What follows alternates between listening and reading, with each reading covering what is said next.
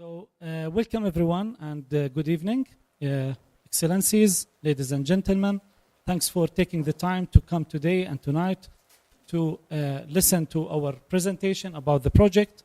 We are sure that most of you know about SCHEP. However, maybe this is our first chance to give like a holistic approach about what we are doing. And as Barbara mentioned, that this is the midterm of the project. And we have some great stories to tell. So let's take this as an opportunity and to give you through a journey through our project and the different sites that we are working on. As you have seen on the title, that community-based approach or archaeology, the challenges and opportunities, the title of the presentation. So SCHEP project, as you know, it's the Sustainable Cultural Heritage through Engagement of Local Communities project. It's a very long name with a very long history and achievements. So we started, the project is a 4-year project, started in November 2014, and we will finish the project hopefully by end of November 2018. The project is funded by the USAID agency with $4.2 million. And the project is implemented, as you know, by the American Center of Oriental Research, Acre. And the structure that we have now, after we did some articulation, some changes and restructuring of the project, just to make sure that we are working and implementing the different components that we have in the project in a proper way and more efficiently. So now we have the core steering committee of the project. We have our director, Barbara Porter, and of course, Glenn Corbett. And we have, including to this, we have our great chief of, the chief financial officer, Nisreen Sheikh, and myself as part of the core of this committee. And we have a new addition to the structure, which we called Executive Advisory Committee, which basically will include some team members, core team members, plus mainly Dr. Munda Jamhawi as the Director of Antiquities, because we do believe that we need the government to be a real partner in this project and to make sure that they are working with us as a steering and to show us the proper directions and to make sure that our work and achievement is in line with the major strategy of heritage management in Jordan. And we have the technical core team that they are supporting all the aspects and all components of the project. Mainly we have the Chief Financial Officer, Nisreen Sheikh again, and Accountant Dana, and we have the Communications Officer, our colleague Sophia Smith, and the Communications Assistant, Shada Abu Abali, and the Monitoring and Evaluation Officer who's oversighting everything we do and counting data and numbers, Zaid Kashur. And for the core 3 components we have, component 1, which basically about the sites we're working on, we have the CHR projects lead, Jihad Haroon, and for component 2, we have capacity building coordinator, our recently joined the team, Farid Shishani as the capacity building coordinator, and awareness and outreach coordinator. If you have some good candidates, please advise. We have posted on Facebook recently a new post, so we're looking for a new candidate. And component 3, we have our colleague Hussein Khirfan as the tourism development lead working on this component. Just to give you a small background or the background of the project that we have, as we all know that from Mega Jordan and the database that we have from the government, that we have a vast number of archaeological sites distributed everywhere in Jordan. And these sites are usually and everywhere located in underserved and disadvantaged, poverty pocket areas, whatever you like to call them, different geographic distributions in Jordan Valley, up to high mountains, desert, wherever, which means challenges because the huge distribution of these sites makes challenges, definitely. And for sure, to preserve these sites and to manage them properly and to do promotion from A to Z, the whole approach of developing these sites needs huge resources, as we all know. However, these huge challenges and opportunities or weaknesses, they can be turned on to be strength for these sites if we work on a community or sustainable preservation model that entails working with community members as our colleagues with us today. So if we work together on this kind of approach that we are as SCHEP trying to build this community-based model, maybe we'll be successful to manage these resources. As we all know that the cultural heritage is what they call it as the present manifestation of the human past, is a kind of definition that everyone can define heritage from their own perspectives. However, the diversity of this kind of heritage that we have in Jordan, whether it's underwater archaeology, marine heritage, temples, whatever, biblical related stuff or Islamic sites, they are all put challenges for all of us to deal with them. And the other aspect we have that community members, they deal and they understand and they take the value of these sites in a different way than maybe scholars.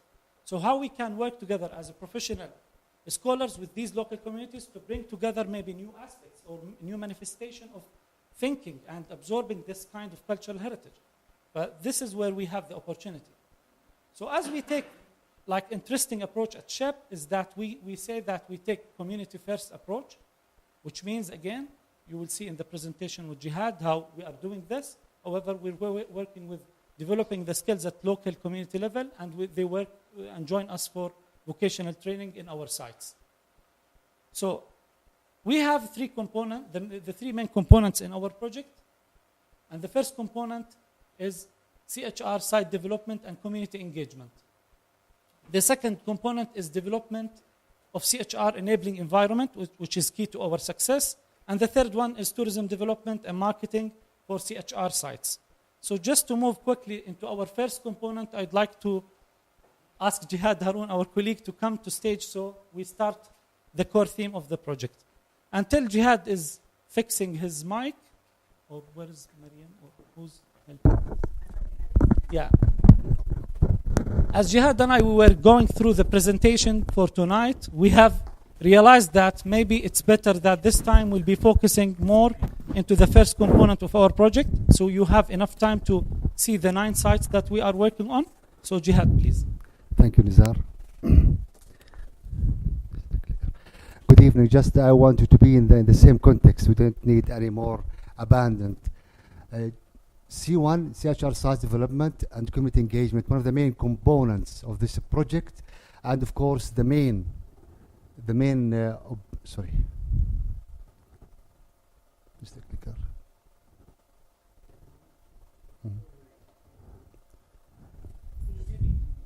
Come in.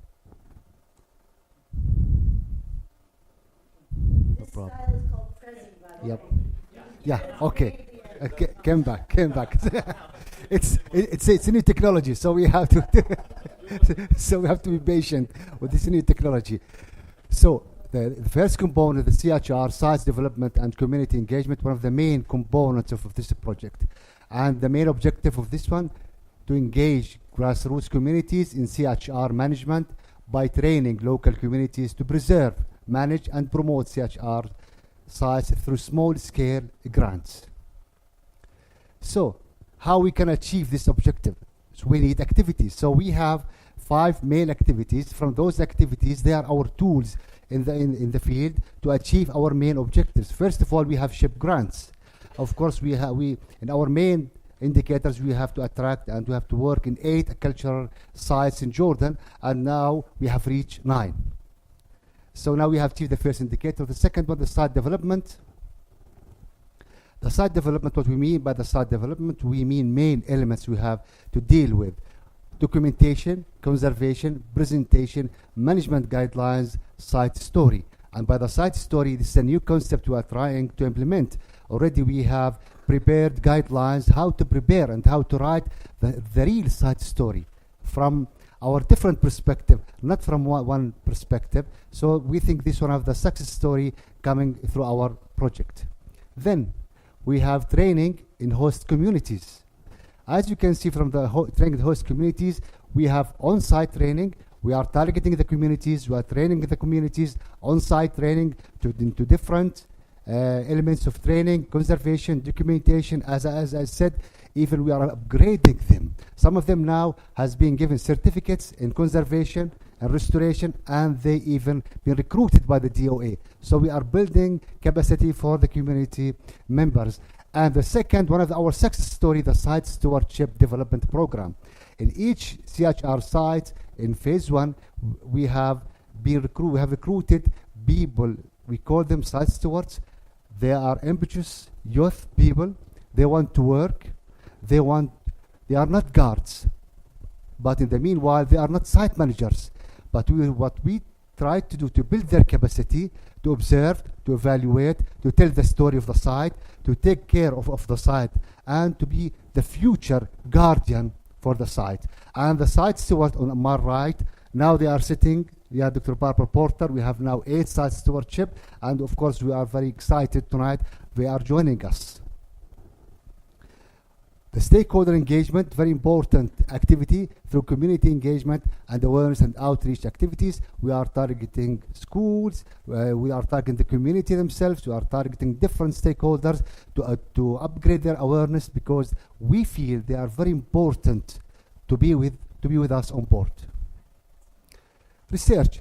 At the end, this is the field of archaeology, the field of context. We have the environmental baseline survey for each CHR sites. Before doing any intervention, we have to conduct baseline survey for the environmental aspects, because we do believe that if we are doing archaeology, we have to preserve the context of environment around our CHR sites. And of course, we have many other related studies for the CHR studies. Now, we have to fly to our sites, to the journey, to excitement, to archaeology, if you like archaeology. So, in phase 1, SCHEP targeted 5 sites. The first site, Al-Jmal, and all of us, of course, know Al-Jmal, very important site in the northern eastern part of Jordan, in the Badia. And through a grant given to Calvin University, Dr. Bert de Vries conducted a program through SCHEP grants, and the main work was in the eastern touristic path. Most of us, when we go to visit Al-Jmal, one of the main challenges how we can move around Al-Jmal due to the huge rubbles and stones that tumbled around. So we need a path, a touristic path, well-defined one with signages. So one of the main issues we started, and we have defined the eastern path. We installed more than 14 signs now on the site. They are ready. We think they are very hard, they're unbroken. We hope to not be vandalized, but we did it. Then we did, of course, when I say we, the program, with Dr. Bert de Vries, minor excavation near Commodus Gate, and he did, of course, this is Al-Jmal. This is, of course, Bert de Vries trying to show Nizar, one of the sites. Those are some part of the community, some part, of course, from Calvin University. They started to work near Commodus Gate, and of course the work, and they wrote some numbers. Of course, don't be afraid, those numbers has been erased. They are not permanent one.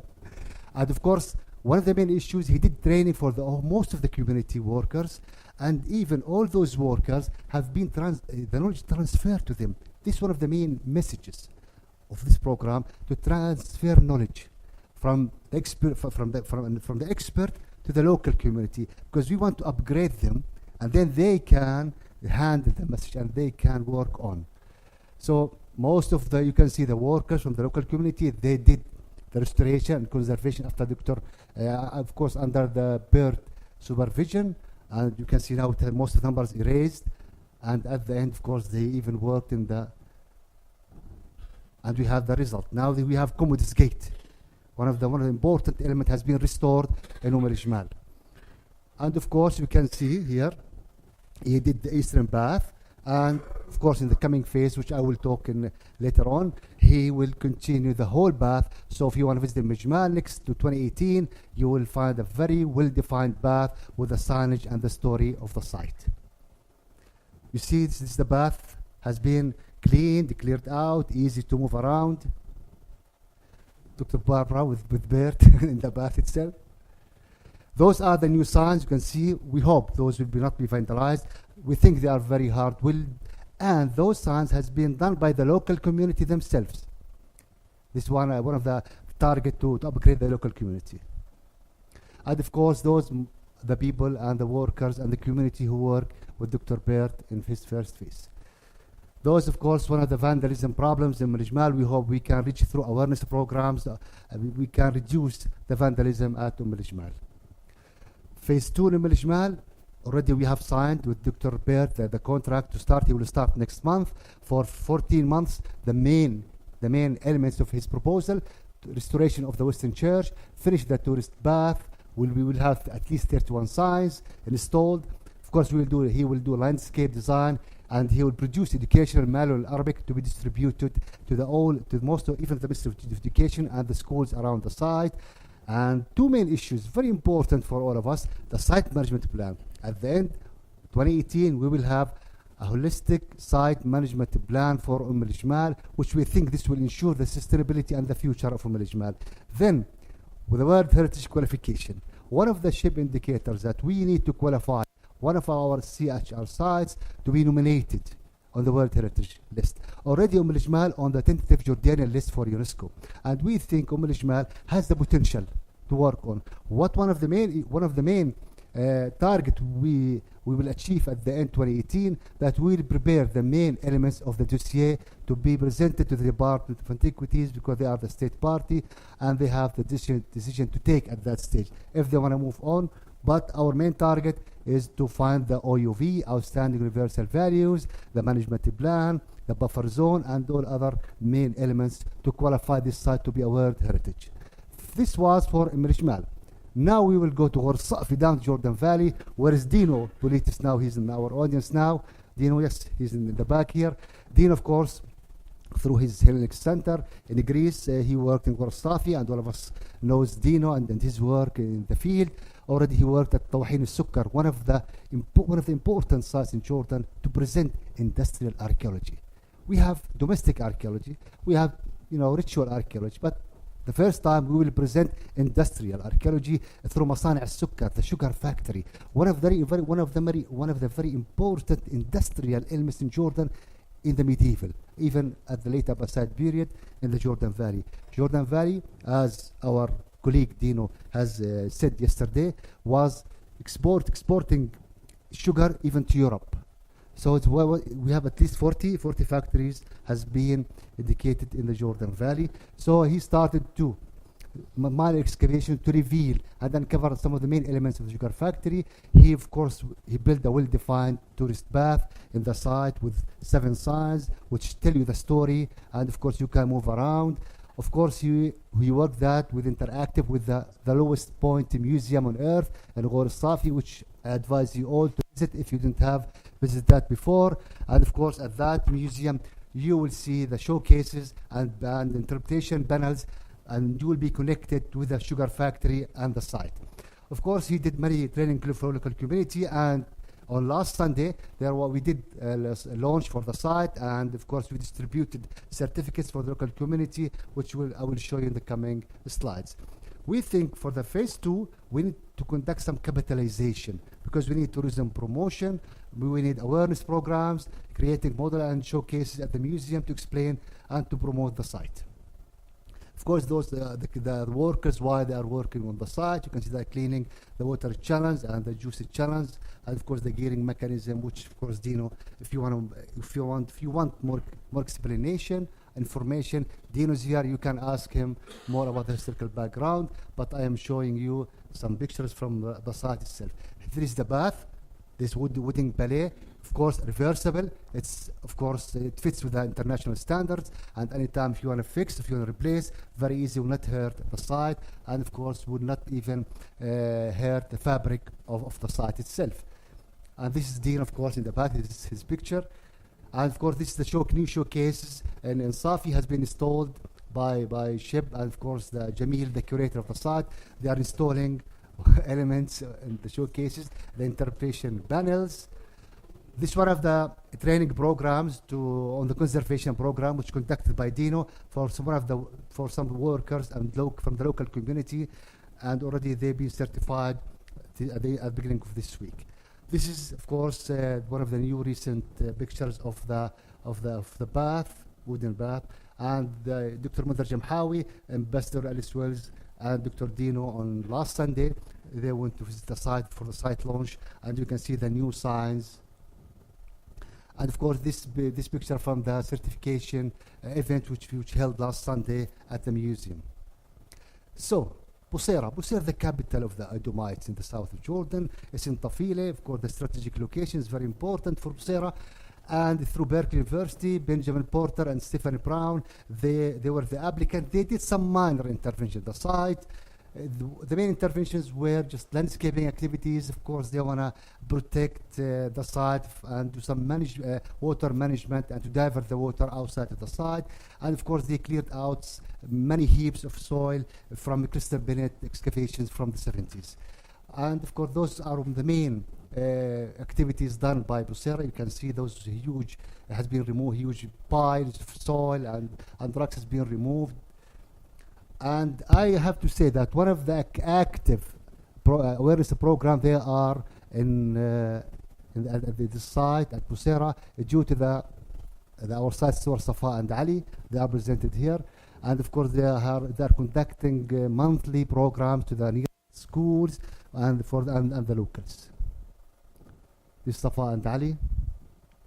This is one of the visits to the site, and we will do. For the phase 2 for Busera, we think that we need to build up some capitalization at Busera related to main 2 issues. To have to create a path, well-defined path, because we need to facilitate the visitation to the site, and we need the site to be accessed by visitors. The second, that we think that we can build educational center. This is something very new, very recent concept, how we can interact with the near schools. And we have a school in the middle of the site. And of course, we did many activities through our site stewards to the schools, and the teachers and the students. They are really active, and they want to build some educational center to educate and to start awareness program in the south. So those are 2 elements will be discussed in phase 2. Now we will move to Petra, to the World Heritage Site, Temple of Winged Lions. Of course, Acre has started excavations and started a preservation program since 2010. They start 2011, but they start, they got the grant to 2010, and they start to work to preserve one of the best well monuments in Petra, and of course the urgent need of this site, which was one of the main issues that Acre has started this program. Those are pictures showing the state of conservation of the site before starting doing the conservation and preservation activities on site. Of course, one of the main success story of SCHEP, even SCHEP concept started from here. And one of the success stories, how we can interact and engage the local community through different training. And we have many graduate, I would call them graduate workers, graduate even BA holders. They have been recruited in BAB and DOA, and they have got jobs through training, vocational training in conservation, documentation, and even in excavations. Of course, I will talk about Sela in the coming. Those are the workers from the local community. One of the main issues has been interact and worked on site, that sifting and removing and clearing the huge piles of soil lifted by late excavations did by late Philip Hammond, and we, TWL project, think that is one of the very important direct benefits to the local, because they are sifting, they are filling the bags, and they are using those bags. So such kind of activities have some direct benefits to the locals. But what SCHEP has worked, of course, this is Agile. Agile is one of the figures of TWL, and now she's washing pottery, and even they enhanced and upgraded her qualification, and even she could do some pottery sorting. So she is competing some archaeologists. So you have to be, she's here. Akil is here in the back. So what SCHEP did, that work in the southwestern quadrant. The southwestern quadrant, very important part of the site. They did some excavations. They revealed important elements. But after the structural evaluation from one of the well-known experts, which he indicated that we need to backfill the southwest quadrant of the temple due to the state of conservation and structural analysis program. He indicates that if any earthquake or any flash flood, this part of the temple will be washed down toward the valley. So the right decision and the hard decision at the same time was to re-backfill one of the beautiful elements of the temple, but at the end we need to preserve this to the coming generation if they will find another solution to re-expose again this site. You can see Dr. Glenn Corbett, the director, and he's the co-director of TWL project, and now he's trying to explain the importance of the experiential tourism to the tourist. Beside him, our colleague Iman Abdel Salam, she's one of the site stewards, and Iman, she's the president of SCHEP. SCHEP, it's a non-profit company from the local community, has been established in 2015, and now they are the applicants for the coming phase. So they took a grant for phase 1, and they had already a grant for phase 2, and this is the first time in Jordan that non-profit company based from came up from the local community, and the core team from the local community themselves, with coordination, with partnership with Acre now, they got a grant to continue the work in vocational training at TWL. Of course, this is the experience archaeology in Petra. This is the brochure, and of course, we would love if you could join us in experiential tourism program. Now we have to move on to Bir Madhkur, to Wadi Araba, down to the hut area. Somehow we have a site called Bir Madhkur. It's a Roman fort. This site has been excavated by Dr. Andrew Schmitt. He's from George Washington University. Dr. Andrew Schmitt, he started in the late 90s to work and survey this site. This, of course, you can see this Andrew in the middle, working with the local community. He did his work on the Roman fort, did some excavations, restoration, but when SCHEP program was to involve the local community in training and to define a very important element, the incense route. The incense route is an authentic route. This route has been well known for thousands of years, coming from southern part of Arabia, crossing Wadi Araba up to Gaza. And of course, we can tell from the different research analysis done by Dr. Andrew Schmitt and other scholars that this incense route is authentic, and we have it on the western part of Petra as a main gate. So one of the main elements by SCHEP program to attract this site that we need to mark and to promote, and we have to sit back this road to be in function again, because we think that this will give a good opportunity for the local community from Bir Madhkur to work with the local community up in Petra. Of course, they are marking, the trail and the incense route itself through, of course, Muhammad Saidiyin and Abdullah. They are here, the site stewards. You can see we did, of course, when I say we as a project, now we have a well-defined path around the site. You can visit the site, and there is many signs has been installed. There's the incense routes. And of course, you can walk up to the Jabal Harun, which I will show you. This is the Roman fort of Bir Madhkur. This is it's a new village, but it has been built in the 70s for the local community by the government, but now it's abandoned. And we think with the local community and local association, if they want to reuse those houses, to rehabilitate it as a hostel or as a lodge or as an environmental lodge, we think this will be, the local community will have a direct benefits from reusing and rehabilitate such kind of village. Of course, this map will show you the incense route has been marked from Jabal Harun up to Bir Madhkur through Qasr Martam, sorry. This is a Google map which shows you the terrain and walking down through the valleys. One of the main elements we have achieved that we took one of the old houses, rehabilitated to be a community center for interpretation, and it's not a visitor center, but a place where the visitor can have a very direct information about the history of the site. So we'll go down to the sea now, to Aqaba.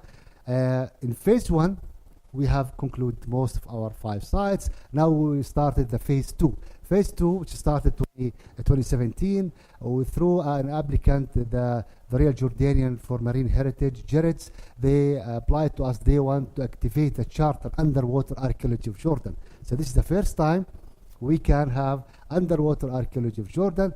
They chosen Ayla, one of the very important sites, will preserve, and it's on the seashores of Aqaba near the Movenpick. If you don't know Ayla, you can mark it by the Movenpick.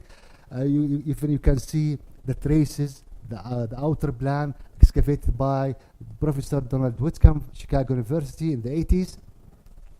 And of course, we think this very important project will activate the underwater archaeology charter in Jordan. This will preserve the site of Isla through proper presentation. We will not conduct any restoration or conservation or excavation in the site.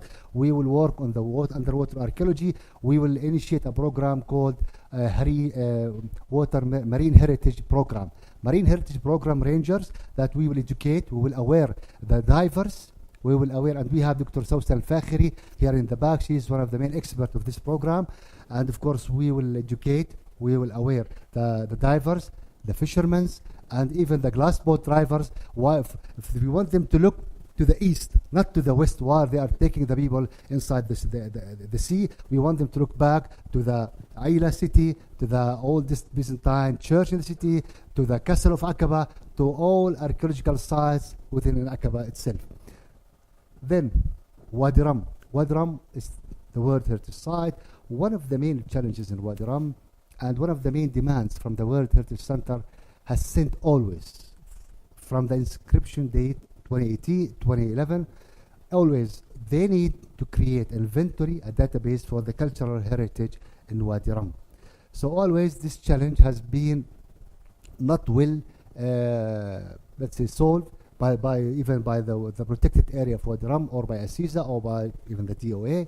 So what we thought that through an applicant came from Queen's University in Canada, they want to start a project. This project aimed to document and to create an inventory for the rock art through a program, international methodology, for the first time to be implemented in the Middle East, called RASI. RASI, Rock Art Sustainable Index. It has been used in Southern Africa, in Arizona State University.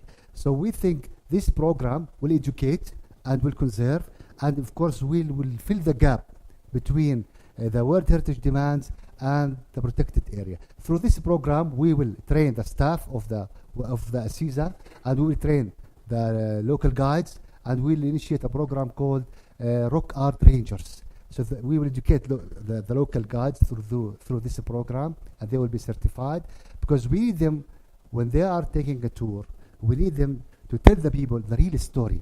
We don't want them to create stories.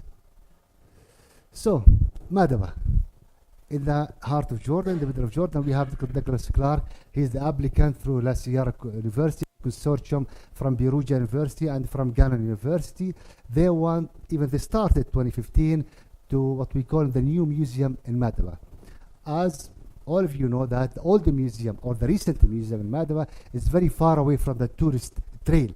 And of course, they have chosen a place between the Bird Palace. Oh no, I'll come back. Which is the St. Church, and of course the Bird Palace and the Roman Cardo, and of course the other elements with the late Ottoman period, which tell the story of Madaba. So the main aim of this project is to build up a museum which will tell the story of Madaba, comes from the Roman up to the late Ottoman period, the recent days. Of course, they will use a special technique. They will not remove any stone. They will restore everything, and they will preserve everything, and they will use a special technique that will preserve all the elements from different stages to be presented and displayed with their concept.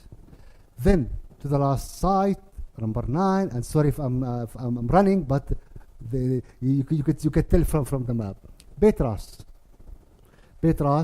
is the old capital Yas, one of the Decapolis in Jordan. It's 8 kilometers from Irbid. And last November, one of the main discoveries, one of the recent discoveries, one of the very important discoveries in Jordan came up from this cave with the mural paintings, with a good inscription ready to be read, and this will be an added value to the main historical periods, late Hellenistic and the beginning of the Roman period in Jordan, and will tell us more about Capital Yas, because all the remains of Capital Yas is under the recent houses nowadays. So the Department of Antiquities called us that if we could help.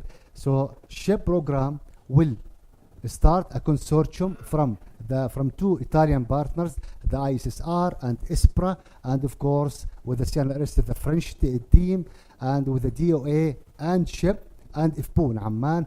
All this consortium has been, you can say, has been established, and the main intervention will be how we can document, preserve, conserve those mural painting, and we will train the local community, the DOS staff, and some fresh students from Jordanian University around to preserve this very important element in Jordan through capacity building and sustainable practice. Thank you all. Now I'll go back to my colleague Nizar to continue the journey down to C2. Sorry for this venture, but we think this. Yeah, thank you.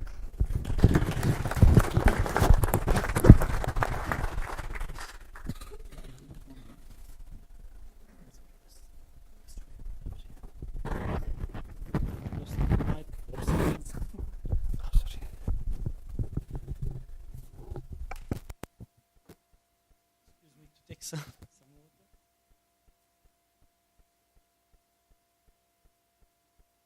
Poor Jihad, you should have drank some water when you were presenting. I myself would like to thank you, Jihad, for the great presentation, and I would say that I'd like to listen for you for days. I'm not getting bored for any presentation that comes from Jihad, and the same thing from other colleagues. To go back into our two last components, I would like just to say that from what you have listened from Jihad, actually it took the whole steering committee, Barbara and Glenn, and the whole team that we have a very long time to figure out what are the new sites, because this will make a huge difference for our last outputs and achievements of the project. So this is why maybe from the great presentation from Jihad, you have seen that we have a huge diversity now of number of sites, kind of activities, which puts a huge pressure on the team and on Acre, the poor staff of Acre. Everyone is running and working together to make sure that we are achieving. And in the coming components, we will have a greater role for our site stewards and our local community stakeholders, DOA, Petra Ecological Park, and Wadi Rum Authority. So for the second component, which we called in our restructuring, it's development of CHR enabling environment. Before we were calling this component as capacity building. But since discussing with the whole team and also having our new colleague Farid Shishani, we have decided with the steering committee maybe we need to work on a higher level or more strategic level, which, as you all know, that we are suffering from the structure of the enabling environment in Jordan. So this component will be focusing on creating a stronger heritage consortium or community of practice in Jordan, working with the different official government institutions in CHR, or whether working with NGOs, locals, different stakeholders, foreign institutions, international colleagues and friends and everyone, to make sure that we have the, not to say ideal environment, however, the good environment that all of us can work to make sure that we are sustaining our cultural heritage. So just to give you more hints about what is the structure of component 2, so we have four main activities that we are working on. The first one is formalizing the community of practice. We just started a year ago. However, this year we are putting more momentum through working directly with the DOA, with PAP and Wadi Rum, all these main CHR institutions, to make sure that we have the okay from the government and the green light to move ahead with this concept. So we'll be hopefully by end of this year launching the official structure of the Jordan Heritage Consortium, which basically maybe it will end up being a semi-governmental organization under the supervision of the Department of Antiquities. But the main concept of the GHC will be bringing together all the major stakeholders in CHR working in Jordan to work together to make sure that we are working parallel and we are working together and we have networking, instead that each one of us is working individually, whether as scholars or institutions. The second one is institutional development and capacity building.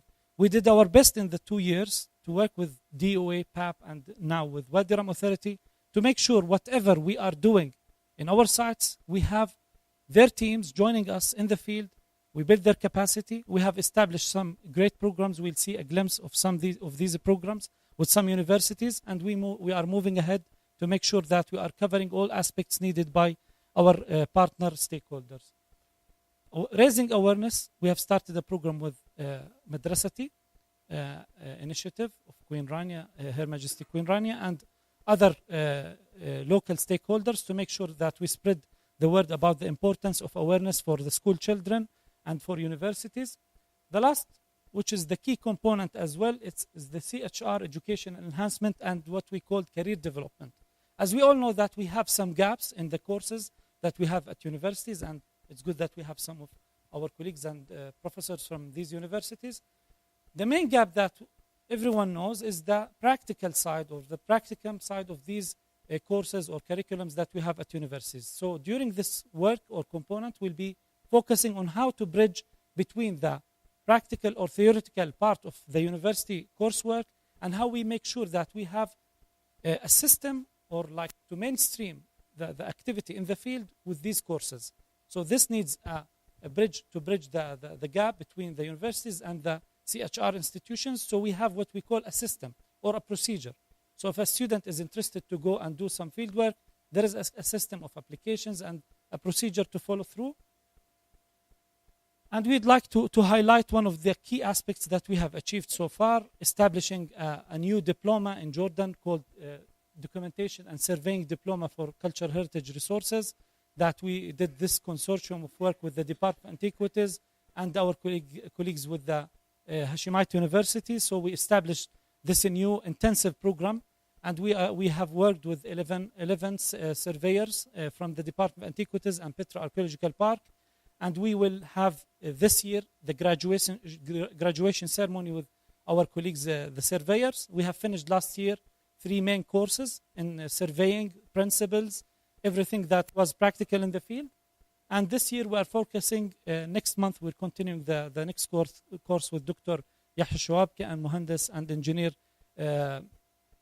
Fawaz Ishaqat, focusing on 3D modeling, photo modeling, other aspects related to GIS aspects. So we have all the needed skills for our colleagues to work in the field. And the good thing to mention is that some of them already started working in the projects after they joined this training program. And hopefully this program can be repeated and continued with the university and with other colleagues interested. And if we can cater for the needs in the regional context. And also, as you know, that we worked with the SCHEP conference, and now this year and last year we have supported the Hashemite University in one of their major conferences for tourism. This year, during April 18th, we'll be supporting the Al Bayt University in their conference on surveying, the first conference in geo-surveying and geoinformatics in natural and cultural heritage conservation and management. And we welcome any ideas from other universities that build or support our values and activities in the project so we can enhance the community of practice.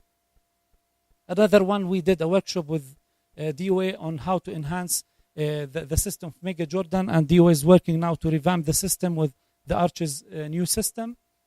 And again, we mentioned about the Jordan Heritage Consortium, and hopefully this year we'll be sharing more good things with the whole audience. And one of the key achievements of SCHEP last year, and this year we're continuing working with the site stewards, is the program we mentioned with Madrasati and with the Department of Antiquities, where we worked with our site stewards and the local schools with the children to create and initiate some creative artworks or art based on cultural heritage values, whether it's pottery, it's mosaics, it's drawings, because we are taking here in SCHEP a new approach which is based on how we can make the value, or how we can enhance the value of heritage and its identity for the school children. It's basically by starting from understanding level. So if they don't understand, because as we all know, if they saw, for example, some rubbles or stones on the ground, it doesn't mean that they are rubbles or rocks, as they say, no, shall I go and see some rocks? So if they don't understand what are these, so how come they will value the heritage? So we're working with our site stewards, as you can see from how the students were proud, to see. They are always, we say that kids, they destroy. But no, this is the first time ever, maybe, of some of them to work together on how to restore. Even some of them visited the museums. Some of them, they were saying that we preserved pottery better than what we saw at the museum, because this is how they understood it.